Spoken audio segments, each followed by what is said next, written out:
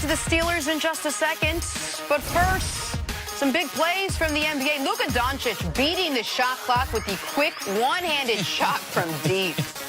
This was a fun night at the Garden last night. Probably Dirk's final appearance, and I think he had a season high. 14 points last night, and the Garden crowd was loving it. And you got to see Luka. And the Knicks did what they're supposed to do. Keep losing them games, New York. Yeah, they got to lose. In New Orleans, the Nuggets, Nikola Jokic driving, somehow finds Monty Morris on the other side of the court for the wide-open three. Oh, that's a nice pass. Oh, he's the best passing big man in the league. There's no question about that.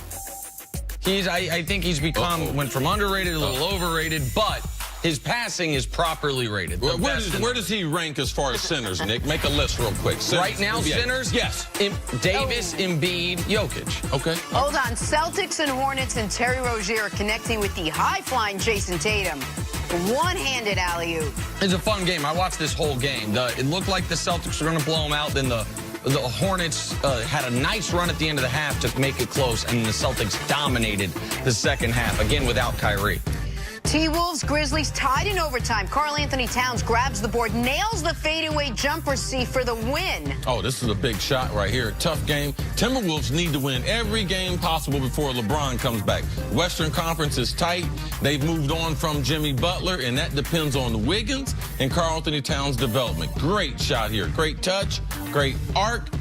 Still don't play no defense. With that, to your point, C, with that game last night, only 3 back of the 8 spot, only 1 back of the Lakers in the 9 spot. Let's get back to some football now. Moving on to the Steelers. It wasn't long ago we were talking about all the potential for a Steelers team with the 3 Bs in their prime: Big Ben, Lev Bell, and Antonio Brown. Well, with AB's situation up in the air, it appears the window is closing on an era that had such great hope. Looks like only one of the Bs will remain on the roster now, and that's Big Ben. But JuJu Smith-Schuster isn't giving up hope just yet. Take a listen. In my dream world, what would I have? I would have Le'Veon Bell as a running back with Jim Connor. I have AB I'll stay on the other side. And remember, winning the Super Bowl with the guys that we have, the guys that we keep. Obviously, it's tough, situations like that where you can't control, with Art Rooney doing it and Mike Tomlin with that situation. But, yeah, for me, it's more so like, man, let's keep the guys, the team that's winning the Super Bowl. Like, let's stop all the bullshit. All right, what do you think, CeCe? Let's talk about the prognosis here for the Steelers and what they look like for next season. Do they still have a chance to work things out with Antonio Brown? Well, JuJu Schuster, they definitely not going to have the team he envisions. Oh, man, get this guy, get this guy, get this guy. Because he's not making a whole bunch of money right now, so it don't matter to him who's on the team. Well, go get this guy. Then he put out a shout-out for Art Rooney so to make sure that he feels okay about him moving into the future. The Pittsburgh Steelers, since I've known them, they've always drafted and develop talented players. Now, so you talked about them moving on from L. Bell, moving on from AB. They've done this, just say in the last 10 or 15 years. Who else have they moved on from? Hines Ward, Jerome Bettis, all right? Mike Wallace. Right, Emmanuel Sanders. Like, they moved on from a bunch of guys. Drafted Plaxico Burress, developed him, sent him off. Like, so, JuJu, just relax. They're going to draft some good players. They're going to develop players just like yourself. Now, this window is gone. I didn't think they would win a Super Bowl because I knew that how they function as the Pittsburgh Steelers with those 3, that being AB, Ben, there was a lot of dysfunction there. And I thought that it would get between them what the potential of the team was and what they would actually accomplish. Now, we as fans, we can't vouch for being L. Bell, that contract there. We've never seen a situation like that. So how do we equate that into their success? Pittsburgh Steelers are going to do business a certain way, and how they decided to do business has cut into the potential of this group, how long they could stay together.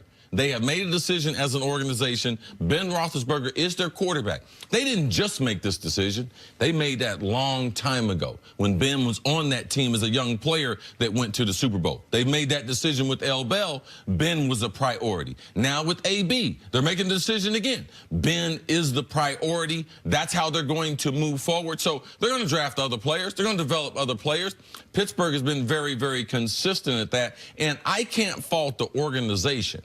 because they have drafted, they've put coaches there, that they had opportunity to be in the game that we're talking about right now. They blew those opportunities. So I think we can disregard the first part of his soundbite. Le'Veon Bell is gone. He's an unrestricted free agent. He can go wherever he wants. The Steelers are not going, they might make him a cursory offer, but he is going to get big money. He won't be back in Pittsburgh next year. Okay. We know he's not going to be back. Antonio Brown, the door is still open.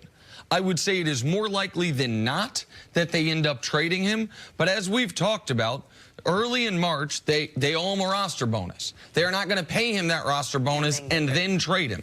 So the fact that we have not heard, the most definitive commentary we've heard from the Steelers, I thought, was the ownership, Art Rooney II, when he came out shortly after the season and made it sound like it's over for Antonio Brown in Pittsburgh.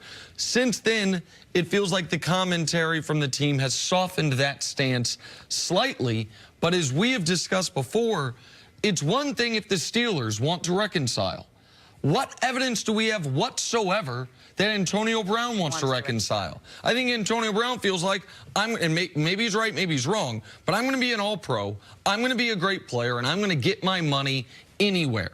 If he wants to reconcile, he's not posting Photoshop pictures of himself in a Niners jersey. He's not doing, and one thing we didn't hear in that interview with JuJu, and JuJu was on a bunch of platforms yesterday, is, oh, I've talked to Antonio, and he told me he definitely wants to be a Pittsburgh Steeler, right? Like, he wasn't able to tell us that. And so I don't think it's impossible Antonio comes back, but it would take not a phone call, not a text exchange, a sit down between he, Mike Tomlin, and maybe some other parties as well, that I don't think Antonio's interested in, even if the Steelers might be interested in it. If he is interested, if he does come back, what do you think is the harder relationship to men, CC? Antonio Brown and Mike Tomlin, or Antonio Brown and Ben Roethlisberger?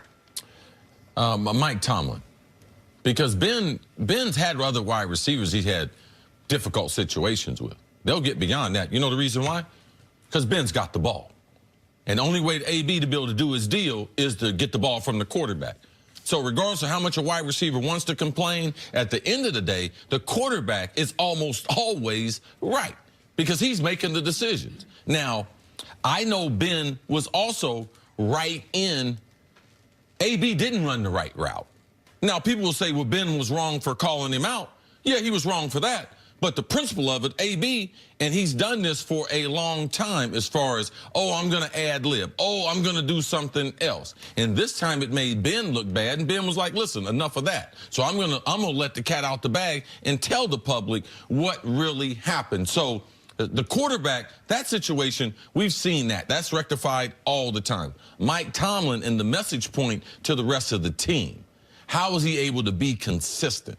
He's changed a couple coaches. Now he's going to have to change a few players. If he wants to gain control back of that football team, he's going to have to be able to do something to AB. He's got to be able to penalize him for walking out on the team. And the team has to be able to see some type of consistency from the time they make an announcement and what Mike Tomlin does with the other players, because the players see through that all the time. So if he's not consistent, it will eat away at his ability to be able to lead the team. And if I'm Mike Tomlin, if they do move on from Antonio Brown, I am trying to get as close as possible with JuJu and try to help JuJu learns the lessons of Antonio Brown, which is, hey, man, no matter how productive you are. JuJu was team MVP this year. He had 1,500 yards. He was out, or 1,200 yards. He was outstanding.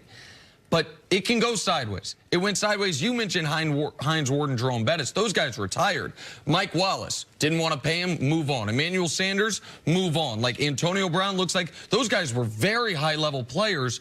To get JuJu to learn, yeah, you can learn from AB's work ethic and you can learn from his production, but there are other things he could have done better that would have helped him remain a Pittsburgh Steeler for life that we hope you can do, because what JuJu doesn't have that Antonio has. JuJu's a good player, but he doesn't have the transcendent greatness Antonio does to where they are almost forced to put up with nonsense the way the Steelers had been for the last few years with Antonio. All right, good point. Nick. Time now for your fantasy update, sponsored by DraftKings. All right, give us one star that's worth the money and one sleeper that's a good value pick for Sunday's game. All right, the star to me is easy. Todd Gurley's $13,500 DraftKings dollars. I do not think the Rams offense is going to be functional without Todd Gurley having a monster game, running the ball and out of the backfield. He's the fourth most expensive player, but to me, he's worth it at $13,500. If you're going to spend that money on Gurley, you got to go real cheap on the other option. How about Gerald Everett, the tight end for the Rams? They haven't used tight ends much at all this year, but we also know the Patriots, where their pass coverage has been the weakest, is against 2 tight end sets as opposed to the 1 the Rams like to run. He might be on the field more than he's been most of the year. Only 3,000 DraftKings bucks, a flyer on Gerald Everett. Yeah, I'm a little worried about Todd Gurley because New England has dominated time possession in the postseason. Man, they have the ball 35, 38 minutes. Todd Gurley, maybe his rushes get cut into there. Do believe he is their featured running back in this, not like the Saints game in a Julian Edelman, number 1, huh? Julian Edelman's most expensive DraftKings player. All right, the big game is just 3 days away, and DraftKings is cranking things all the way up with their Championship Millionaire Contest. For the first time ever, DraftKings is offering a contest for the big game with $3 million in total prizes and a $1 million top prize that you can play for free. Just sign up using promo code FS1 and draft 6 players for your shot at the top prize. Still have questions? We got you covered.